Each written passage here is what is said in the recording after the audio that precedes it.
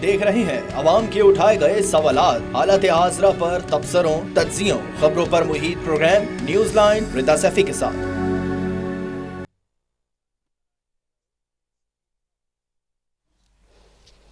अस्सलाम वालेकुम। Programme news line के साथ मैं हूं आपकी होस्ट मुनीबा गुल बाजवा। माह रमज़ान हो और रमज़ान का जब इख्तिताम हो रहा हो और फिर सिक्योरिटी की बात ना की जाए तो लगता है कि चीज़ें कंप्लीट नहीं हुई। आज हम बात करेंगे कराची की सिक्योरिटी के हिसाब से भी और ओवरऑल मुल्क में भी सिक्योरिटी के जो इंतज़ामात हैं ख़ास तौर पे ईद उल फितर के लिए और उसकी नमाज के लिए, और उस पर गुफ्तगू करेंगे। और मुझे ज्वाइन किया है ज़ीशान सिद्दीकी साहब ने, SSP हैं डिस्ट्रिक्ट सेंट्रल के, उनसे भी गुफ्तगू होगी। लेकिन उससे पहले मैं कुछ चीज़ें बताना चाहूँगी अपने व्यूअर्स को कि जो सिक्योरिटी के इंतज़ामात के हवाले से जब हम बात करते हैं तो इस साल 4181 मकामात पर जो ईद के जो है वो नमाज जो है वो मुनक्किद होगी, यानी इज्तमात होंगे। 3600 मसाजिद में ईद की नमाज होगी। 245 इमाम बारगाहों में नमाज ईद का अहतमाम किया गया है और 344 खुले मुकामात पर ईद की नमाज अदा की जाएगी। और इसी हवाले से अगर हम सिक्योरिटी के हवाले से बात करें कि पुलिस फोर्स की, तो कराची पुलिस के 13,186 एहलकार सिक्योरिटी पर मामूर होंगे। मैं खुशामदीद कहती हूँ ज़ीशान सिद्दीकी साहब को। जी ज़ीशान, आपको मेरी आवाज़ आ रही है? जी जी बिल्कुल आ रही है। अच्छा सर, ये बताइएगा कि जो अपने ख़ासतौर पर डिस्ट्रिक्ट के हवाले से भी और ओवरऑल कराची के हवाले से भी थोड़ा सा ये बताइएगा कि सिक्योरिटी के जो इंतज़ामात हैं वो मुतमईन है, तसल्ली बख्श है? क्योंकि हमने देखा पूरे रमज़ान में स्ट्रीट क्राइम्स जो है वो काबू में नहीं आए, काफ़ी वारदातें सामने आई, काफ़ी शहरी भी हलाक हुए। जी, इस हवाले से मैं ये कहना चाहूँगा, बिल्कुल रमज़ान एक थोड़ा चैलेंजिंग था पुलिस के लिए, लेकिन पुलिस ने अपने बड़ी एफर्ट्स की और इसमें डिस्ट्रिक्ट सेंट्रल में ख़ास तौर पे हमारे 100 से ज़्यादा पुलिस मुकाबले हुए, जिसमें 11 डाकू हलाक हुए और 90 के करीब जख्मी, और इसके अलावा हमने काफ़ी गैंग अरेस्ट किए। लेकिन एक ऑन गोइंग फाइट है जिसमें ऑब्वियसली मजीद बेहतरी की गुंजाइश है। तो बाकी ईद उल फितर के हवाले से हमारे पास यहाँ पे टोटल 548 मसाजिद हैं और 104 जो हैं ईदगाहें हैं नमाज की, 47 इमाम बारगाहें हैं और कुछ हमारे पास जो हैं मुख्तलिफ जो उनकी भी के करीब है इबादत की जो जगहें हैं जहाँ पे ईद नमाज अदा की जाएगी।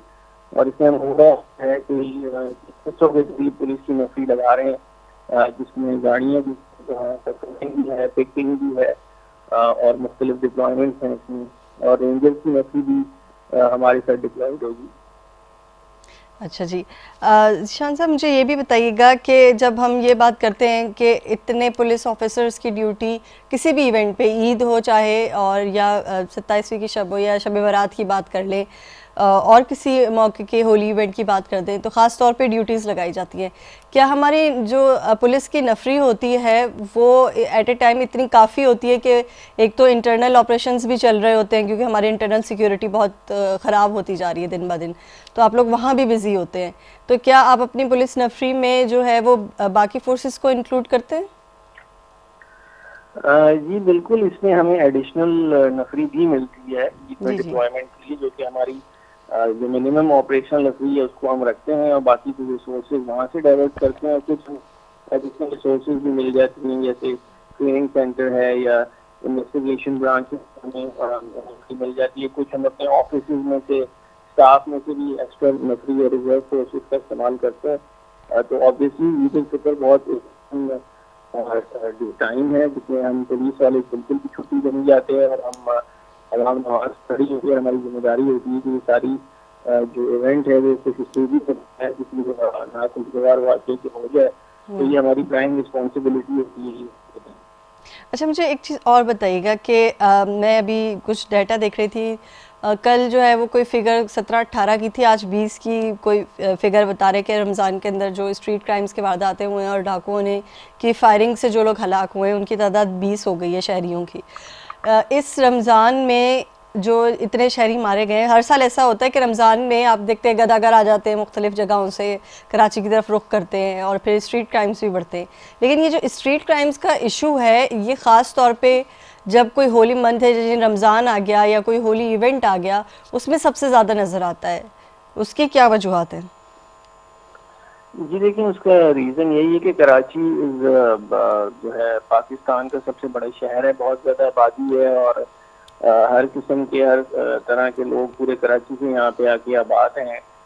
तो ख़ास तौर पे जब रमज़ान आता है तो ये और भी ज़्यादा यहाँ पे माइग्रेशन हो जाती है, लोग आ जाते हैं और उसी में ज़ाहिर है फिर उसमें से दूसरे अज़लात से भी क्रिमिनल्स आ जाते हैं। कुछ जो है हमारे लोकल जो है क्रिमिनल्स होते हैं और फिर ईद के टाइम पे ये एक लोग भी क्योंकि बाहर निकलते हैं, आवाम की वो शॉपिंग कर रही होती है और एक ऑन गोइंग एक्टिविटी उसके उसका फायदा उठाते हैं क्रिमिनल्स और उनका स्नैचिंग वगैरह बढ़ जाती है और जिसकी वजह से जाहिर है उसमें से जहाँ पे मजम्मत होती है वहाँ पे अनफॉर्चुनेटली जो है इस किस्म की डेथ भी हो जाती है जो कि आप फिगर्स मुझे बता रही हैं। लेकिन मैं आपसे वही कहूँगा कि पुलिस भी अपना काम करी है। अगर आप हमारे इनकाउंटर्स की फिगर उठाएं जो इस माह रमजान में, जो मैंने आपको पहले भी रिपीट किया, डिस्ट्रिक्ट सेंटर में हमारे 100 से ज़्यादा मुकाबले तो मैक्सिमम उसमें माह रमजान में तो जी। जहाँ पे एक क्राइम का ऑन स्लॉट होता है तो वहाँ से हमारा पुलिस का रिस्पॉन्स भी एक ट्रिगर हो रहा होता है। तो ये एक ऑन गोइंग बैटल है कि हर रोज हम कराची में सड़कों पे अंजाम दे रहे हैं। इंशाल्लाह पूरी मेहनत कर रहे हैं, इंशाल्लाह रिजल्ट आएंगे और ईद के बाद अब जो हमारे अफसरान ने पॉलिसी दी है उसके हिसाब से इंशाल्लाह हमें उम्मीद है कि इसमें कमी आएगी। अच्छा एसएसपी साहब, एक चीज़ मैं पूछना चाहूँगी कि हम अक्सर ये सुन रहे होते हैं, बल्कि अगर डाटा थॉरली देखा भी जाए मंथ वाइज के मंथली अगर हम देखें तो तकरीबन 7,000 7,500 मोबाइल डेली बेसिस पे जो कराची के लोग हैं उनको महरूम कर दिया जाता है उनकी नकदी से, मोबाइल से उनको। तो फिर जो इन्वेस्टिगेशन पुलिस शुरू करती है, जब रिपोर्ट लिखवाती है, तो वो कहाँ से शुरू करती है? वो सीसीटीवी से शुरू करती है? पहले तो बयान आ गया, ठीक है, जिसकी चोरी हुई, उसके बाद आप लोग क्या किस तरीके से उसकी इन्वेस्टिगेशन करते हैं? देखें, इसमें इन्वेस्टिगेशन ऑफिसर पे डिपेंड करता है और केस पे डिपेंड करता है। बेसिकली तो जाहिर है जो फोन स्नैच हुआ होता है उसकी आईनी और टेक्निकल बुनियादों पे उस पर काम हो रहा होता है। मजीद इसमें जाहिर है जो जिसके साथ वारदात हुई होती है उसकी एफआईआर दर्ज की जाती है और वो फिर उसको मुख्तलिफ क्रिमिनल्स के रिकॉर्ड दिखाए जाते हैं जो कि हमारे पास एक क्राइम रिकॉर्ड डाटा है जो कि बहुत ही मुफस्सिल है। उसमें शनाख्त कराई जाती है। कभी कभी हमें वहाँ से लीड मिल जाती है और कभी इस तरह भी होता है कि पुलिस किसी गैंग को पकड़ती है और जब उनसे इन्वेस्टिगेशन की जाती है तो वो फिर बताते हैं कि उन्होंने मुतअद्दिद इसके अलावा भी मुतअद्दिद वारदातें की हैं और फिर उसमें जब रिकवरी होती है तो वो केसेस भी फेस हो जाते हैं। तो ये पुलिस की एक ज़ाहिर केस की केस वेरी करती है इन्वेस्टिगेशन इस किस्म के क्राइम में। अच्छा, मेरा ताल्लुक ख़ुद क्रिमिनोलॉजी से है, मैं स्टूडेंट हूँ क्रिमिनोलॉजी की। हम अक्सर पढ़ते हैं इन्वेस्टिगेशन और मुख्तलिफ़ केसेस सिनेरियोज़ को पढ़ते हैं, रिसर्च करते हैं। तो मैं एक चीज़, कुछ हम दोस्त बैठे हुए थे और हम ये डिस्कस कर रहे थे कि किस तरीके से इन्वेस्टिगेशन जो है वो क्यों नहीं इतने ज़्यादा डकैत पकड़े जाते। तो एक सवाल ये आया था कि जब 7,000 के करीब अगर रोज़ाना मतलब मंथली मोबाइल जो है वो छीने जा रहे हैं तो वो कहीं जाते भी तो होंगे ना, कहीं डंप ऑफ होते होंगे, चोरी के मोबाइल कहीं बिकते भी होंगे। क्या ये अच्छा नहीं होगा पुलिस के लिए कि वहाँ से सर्चिंग शुरू करे कि ये मोबाइल जा कहाँ रहे हैं, इनको ख़रीद कौन रहा है? अगर आप वहाँ से इसको इन्वेस्टिगेट करना शुरू करते हैं या उन नर्सरीज़ को बंद कर दें जो ये मोबाइल परचेज़ कर रही हैं, तो ज़्यादा बेनिफिशियल नहीं होगा? जी बिल्कुल, इसके ऊपर भी काम हो रहा है और इंशाल्लाह इसमें भी हम लगे हुए हैं कि जो लोग इस किस्म के क्राइम में इन्वॉल्व हैं, जो दुकानदार हैं या जो इस किस्म के मिडिल मैन हैं जो मोबाइल फोन चोरी के और स्नैच खरीद के फिर आगे बेचते हैं, तो उनको अरेस्ट भी किया जाता है, उनके खिलाफ कार्रवाई की जाती है। लेकिन ये अब ओवरऑल हमें प्लान कर रहे हैं कि इसके ऊपर जो है कोई ग्रैंड ऑपरेशन करें ताकि जो मोबाइल फोन स्नैच में उनके जो फायदा है जिन लोगों को जो बीच में से फायदा उठा रहे हैं, जो बिजनेसमैन हैं या जो इस किस्म के लोग हैं जो इस किस्म की ट्रेड में इन्वॉल्व है, तो उनको भी डिस्करेज किया जा सके। और बिल्कुल ये एक जो है एंगल है जिस पर पुलिस अब काम कर रही है। अच्छा, पुलिस इस पे काम कर रही है। और मुझे बस ये बता दीजिएगा कि जितनी जो मसाजिद हैं इनकी सिक्योरिटी के लिए जो आप पुलिस एहलकार मालूम करते हैं, क्या कोई विजुअल किस्म की सिक्योरिटी के हमारे पास इंतजामात हैं ख़ास तौर पे बड़ी मसाजिद के लिए?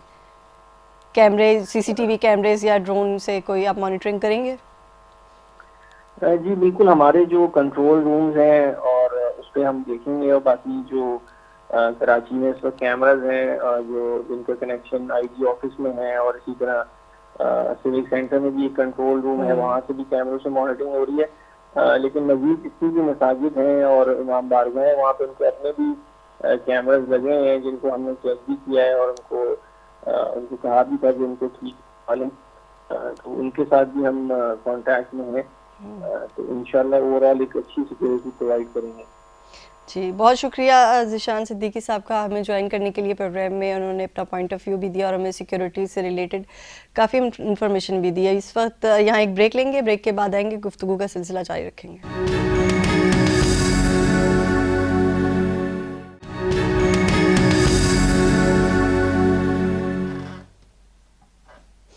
जी, ब्रेक से वापस आ चुके हैं हम और ब्रेक पे जाने से पहले हम गुफ्तगू कर रहे थे एसएसपी ज़ीशान सिद्दीकी से और हमने उनसे पूछा कि जो भी सिक्योरिटी के इंतज़ामात इन्होंने किए हैं ईद के हवाले से, उस पर हमने एक ब्रीफ डिस्कशन किया। मुझे ज्वाइन किया है टेलीफोन लाइन पे अहमद शनाइन साहब ने, साबिक चीफ़ हैं CPLC के, उनको प्रोग्राम में खुशामदीद कहते हैं। अहमद साहब, मुझे ये बताइएगा कि मैं अभी गुफ्तगू कर रही थी एसएसपी साहब से, ज़ीशान सिद्दीकी से, और हम डिफरेंट मौजू पे भी गुफ्तगू कर रहे थे। यानी हम स्ट्रीट क्राइम्स का भी मवाजना कर रहे थे, हम ईद की सिक्योरिटी की भी बात कर रहे थे, चांद रात की, बाज़ारों की सिक्योरिटी की भी। मुझे एक चीज़ पूछी थी, मैंने उनसे पूछी भी कि आप इन्वेस्टिगेशन कैसे करते हैं, क्योंकि अगर हर महीने डाटा उठा के देख लें तो 6 से 7 हज़ार वारदातें होती हैं स्ट्रीट क्राइम्स की, जिसमें मोबाइल चोरी होते हैं, तो तकरीबन अंदाज़न भी जो है 5-6 हज़ार मोबाइल चोरी हो रहे हैं हर महीने। तो क्या आप जो अगर चोरी हो रहे हैं तो इसका मतलब है डिमांड में है और आप फिर सप्लाई भी दे रहे हैं ना उसकी, इसलिए आप चोरी कर रहे हैं। क्या बेहतर ये नहीं होगा कि जहां ये मोबाइल बेचे जा रहे हैं या लोग इनको खरीद रहे हैं या यूटिलाइज कर रहे हैं चोरी शुदा मोबाइल को, वहां से आप इन्वेस्टिगेशन शुरू करें, ताकि जब इनकी डिमांड ही कट ऑफ हो जाएगी तो फिर शायद कमी भी वाक़या हो जाए डकैतियों में? बड़ा टेक्निकल वो बात है, हम बातें कर रहे हैं, इसको कहते हैं ना कि होलिस्टिकली इसका जायजा लेना पड़ेगा और इसके इस्तेमाल करने वाले में इससे क्या बेनिफिट मिलता है। इसका बेनिफिट सिर्फ इतना नहीं है कि ये फोन जो है वो दोबारा इस्तेमाल हो जाता है, पाकिस्तान के बाहर स्मगल हो जाता है, बल्कि इसका सबसे बड़ा बेनिफिट मैं समझता हूँ इसके स्पेयर पार्ट में और बहुत सारी चीजें हैं। और आपने सही पॉइंट आउट किया कि जहाँ पे इसका इस्तेमाल है वहाँ पे इसकी रोकथाम हो, ताकि पीछे से मोबाइल जो है वो छीनने से ना आए और काम ना हो। लेकिन हम तो ये कहते हैं कि जी कराची में अगर क्राइम हो रहा है और कराची को हमने यही पुलिसिंग में भी नहीं लाया, डिजिटलाइज नहीं किया, कराची की जो हम डायनामिक्स है उसको उसमें अभी तक चीजों को आगे नहीं बढ़ा सके, तो मैं समझता हूँ कि होलिस्टिकली जब तक इन चीजों को नहीं लेंगे हम इसमें कोई बेहतरी नहीं ला सकेंगे। हम एक एंड बंद कर देंगे तो दूसरा एंड हो जाएगा, दूसरा बंद कर देंगे तो तीसरा एंड शुरू हो जाएगा। तो इसको इसी तरह देखना है कि हम चीज सारे काम जो है वो एक साथ कर सकें। लेकिन उसके लिए तो प्रॉपर आपको एक स्ट्रेटेजी, एक प्लानिंग की ज़रूरत है, एक ग्रैंड मास्टर प्लान की ज़रूरत है, जैसे सेफ सिटी का था, लेकिन वो अभी तक एग्जीक्यूट हो नहीं सका ना सेफ सिटी प्रोजेक्ट। तब तक शहरी क्या करे, अपने जानो माल की हिफाजत की जिम्मेदारी खुद उनकी अपनी है क्या? देखिए, अपनी तो नहीं है, स्टेट की जिम्मेदारी है और स्टेट को ये जिम्मेदारी निभानी चाहिए। हम ये कहते हैं कि जी हमारे जितने भी थाने हैं उस लेवल पे जो है वो पुलिस की एक्टिविटी को एक्टिवेट किया जाए, उनको जिम्मेदार बनाया जाए, ताकि कोई क्राइम अगर होता है तो वो उनकी अकाउंटेबिलिटी, उनकी रिस्पॉन्सिबिलिटी आती है। स्पेशलाइज्ड यूनिट हमने बहुत सारे बनाए हुए हैं, 2-2, 250, 400 नौकरी पर 25 करोड़ के ये 2.5 करोड़ के ये शहर है, वो कैसे मैनेज हो सकेगा? 4,500 स्क्वायर किलोमीटर का बड़ा एरिया है और हम ये कहें कि जी 400 के ऊपर मुश्तमिल स्पेशल यूनिट जो है वो पूरे शहर को मैनेज कर लेगा, तो शायद हम गलती पर हैं। इसको जो है वो माइक्रो लेवल पे लेके जाना चाहिए और माइक्रो लेवल पे ले जाकर जो है वो चीजों को वहां से ठीक करके हमको ऊपर आना चाहिए। वरना अगर हम ऊपर की चीज ठीक करने जाएंगे तो नीचे की चीज खराब रहेगी और हमें इसमें कोई अच्छा पेशरफ नहीं कर पाएंगे हम। अच्छा, मैं ये भी पूछना चाहूँगी अहमद साहब कि आवाम जब फर्स्ट्रेट हो जाती है, फिर आपने देखा है कि वो रिएक्शन दिखाती है, जब डकैत पकड़े जाते हैं तो चोरों को मारती भी है, डकैतों को काफ़ी तशद्दुद का निशाना बनाती है और फिर पुलिस उनको रेस्क्यू कर रही होती है।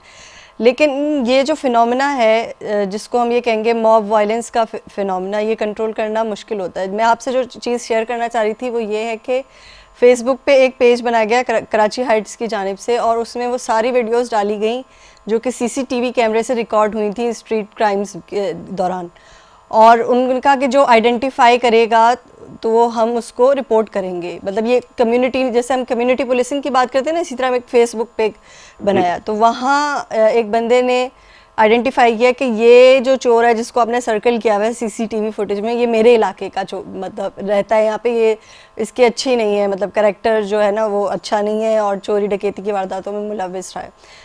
तो दूसरे इलाके से लड़के आते हैं और आके जिस उस इलाके में जहाँ ये चोर रहता है उसको, डकैत को बहुत मारा जाता है, यहाँ तक कि पुलिस आके उसको बचा के लेके जाती है, लेकिन उसको अच्छा खासा मारा गया है। अब ये इस लेवल तक मैं आपको बताना इसलिए चाह रही थी कि इस लेवल तक सिटीज़न यहाँ आ चुके हैं कि वो सोचने लग गए हैं कि शायद अब हमें इंसाफ जो है खुद ही लेना पड़ेगा और हमें आइडेंटिफाई भी खुद ही करने पड़ेंगे, क्योंकि सीसीटीवी देखकर भी अगर क्राइम कंट्रोल नहीं हो रहा तो फिर लोगों के जहन में तो फिर इसी तरह की चीज़ें आएंगी ना। देखिए, किसी भी महज़ब माशरे में कानून को अपने हाथ में लेने की जरूरत नहीं है, ना होनी चाहिए। और अवाम के ये रद्दमल आता है, वो भी मैं समझता हूँ कि रद्दमल अपने तौर पर बिल्कुल ठीक है, लेकिन तरीक़ेकार गलत है। मैं ये समझता हूँ कि जब आपने बात की कि आपने ये सर्कल कर दिया फेसबुक पर और लोगों ने उसको शनाख्त कर लिया, मेरा फिर सवाल ये है, जो मैं बारहा आपके प्रोग्राम और दूसरे प्रोग्राम में भी कहता आया हूँ, कि जो हमारी इलाके की पुलिस है उसको अच्छी तरह पता है कि उसके इलाके में क्रिमिनल्स कहाँ रहते हैं, कौन है और कहाँ ऑपरेट करते हैं, आए इधर ऑपरेट करते हैं या बाहर ऑपरेट करते हैं। ये बात मुमकिन ही नहीं है कि सीआईडी नेटवर्क को जो है उनके बारे में ना हो। सिर्फ और सिर्फ इलाके के थाने को एक्टिवेट करने की जरूरत है, उन्हें ये बावर कराने की जरूरत है कि हर कीमत पर उनके इलाके में मिलने वाला जो क्रिमिनल होगा वो आपके ओनरशिप पे होगा। उससे मुराद ये कि आपकी जिम्मेदारी होगी।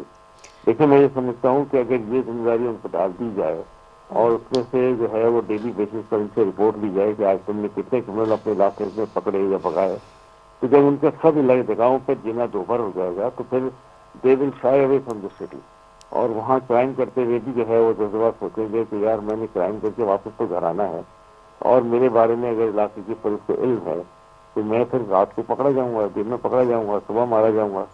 तो ये सजा और सजा का खौफ जब तक क्रिमिनल की जहन में नहीं आएगा, हम जो है वो इसमें कोई बड़ी पेशरफ नहीं कर सकेंगे, और हमारा ये क्राइम रेट जो है वो बदस्तूर स्टेबल पोजीशन में कम ज़्यादा चलता रहेगा। ठीक है मैं साहब, लेकिन मुझे अब ये भी बताइएगा कि आप CPLC के जो है वो चीफ भी रह चुके हैं, और सिटीज़न पुलिसिंग की अगर हम बात करें या हम कम्युनिटी पुलिसिंग की अगर हम बात करें तो हमारे यहाँ बड़ा एक अच्छा एग्जाम्पल सेट हुई थी नाज़माबाद के गालिबन किसी इलाके में, और बड़ा सक्सेसफुल रहा था वो एक जो बेटा टेस्ट आप उसको कह लें। हम अब तक अपने थानों को रिफॉर्म करने में कामयाब क्यों नहीं हो सके? देखिए, CPLC का ये जो मॉड्यूल है नेबरहुड केयर प्रोग्राम का, वो बड़ा सक्सेसफुल मॉड्यूल है। जिस जगह भी शहर में 17 जगह पे मैंने अपने ज़माने में बनाए थे, वहाँ मुकम्मल उनमें सुकून था, वहाँ पे कोई क्राइम रेट नहीं था।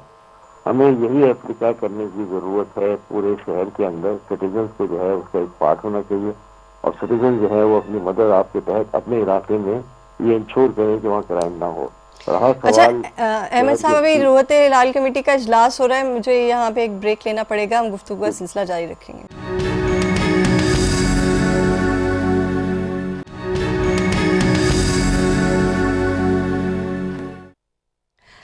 जी वेलकम बैक। और आप देख रहे थे मरकज़ी रोहत हिलाल कमेटी पाकिस्तान का इजलास, और तमाम अहले वतन को शवाल का चांद मुबारक हो, और कल ईद होगी और बहुत खुशियाँ होती है। अल्लाह ताला जो है वो कबूल फरमाए सबके रोज़े, और हमने जितनी दुआएं की है फ़लस्तीन के मुसलमानों के लिए, अल्लाह ताला उनके ऊपर भी रहम फरमाए। बहरहाल मुझे ब्रेक से पहले हम गुफ्तगू कर रहे थे अहमद चुनाई साहब से, साबिक चीफ CPLC से। अब मुझे टेलीफोन लाइन पे ज्वाइन किया है तारिक कासमी ने, नुमाइंदा है K21 न्यूज़ से, और उनसे तफसीलात जान लेते हैं। जी तारिक, मुझे बताइएगा, पहले तो इजलास के बारे में बता दें, ईद का जो चांद रात आज है उसके लिहाज से, और फिर सिक्योरिटी इंतजामात का भी कुछ हवाला दीजिएगा।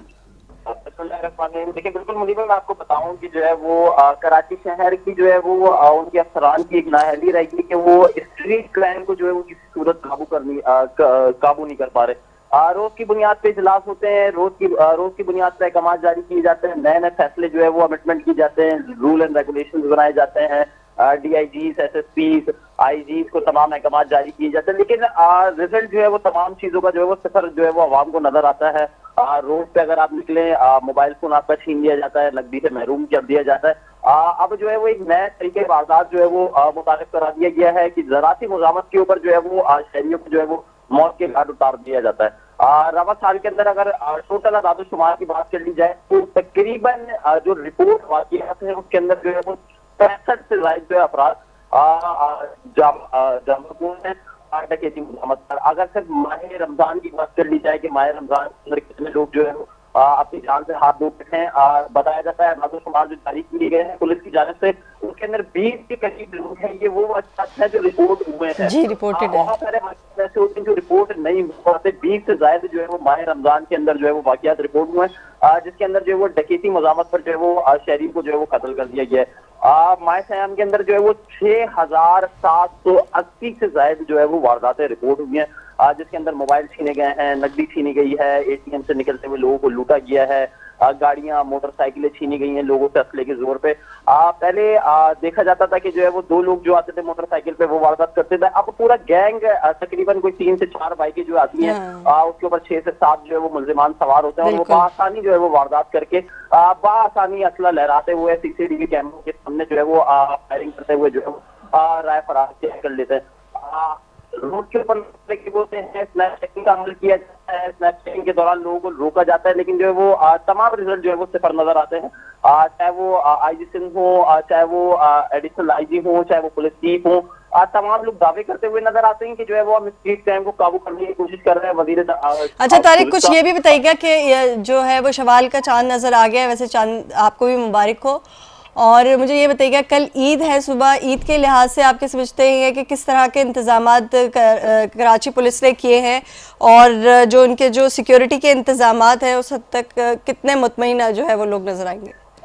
बिल्कुल मैडम, मैं आपको बताऊं कि जो है वो 13,000 से ज्यादा जो है वो पुलिस एहलकार जो है वो तैनात किए गए हैं। मसाजिद के अंदर जो है वो 10,000 की तादाद बताई जाती है। कराची शहर के अंदर सिर्फ 10,000 से ज्यादा जो एहलकार जो है वो कराची शहर की मसाजिद में तैनात किए गए हैं। फिर उसके बाद 2,000 के करीब जो है वो इमाम मार्गाओं पर तैनात किए गए हैं। 1,500 के करीब जो है वो ईदगाहों के अतराफ जो है वो सिक्योरिटी के एहलकार जो है वो तैनात किए गए। तमाम लोगों को हायर रहने के अहकाम जारी कर दिए गए हैं। वजीर दाखिला की जानिब से जो है वो गुज़िश्ता रोज भी दौरे किए गए थे, आज भी दौरे किए गए हैं। तमाम चीजों का जो है वो सूरत का जायजा लिया है। वजीर दाखिला ने जो है वो सिंध जो है उन्होंने जो है वो अहकाम जारी कर दिए तमाम एसएसपीज को, तमाम डीएसपीज को, तमाम एसएचओ को जो है वो इलाके में जो है वो नफरी बढ़ाएं और जो है वो गश्त के ऊपर मामूल एहलकारों की जो है वो चेकिंग करें, ताकि जो है वो मामूल जो एहलकार हैं, जो नीचे के वाले जो एहलकार होते हैं, जो जिनको कांस्टेबल कहा जाता है, उनसे जो है वो चीजों की जो है वो ब्रीफिंग हासिल करेंगे। इलाके की सूरत हाल क्या है, वहां पे नाकों पे खुद खड़े हुए, तमाम चीजों का जो है वो अहकाम कल रात को जारी कर दिए गए थे।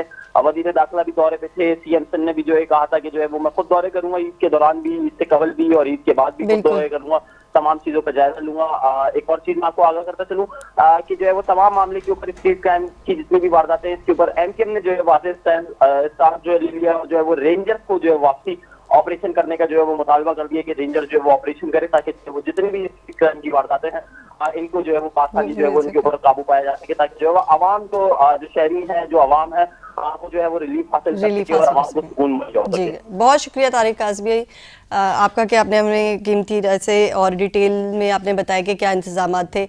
प्रोग्राम के एंड में मैं ये कहना चाहूँगी कि तमाम अहले वतन को जो है ये चांद रात मुबारक हो और ईद मुबारक भी हो कल के लिए, क्योंकि कल मैं होंगी नहीं मौजूद। इसी के साथ मुनीबा गुल और न्यूज़ लाइन की टीम को दीजिएगा इजाज़त। अल्लाह हाफ़िज़।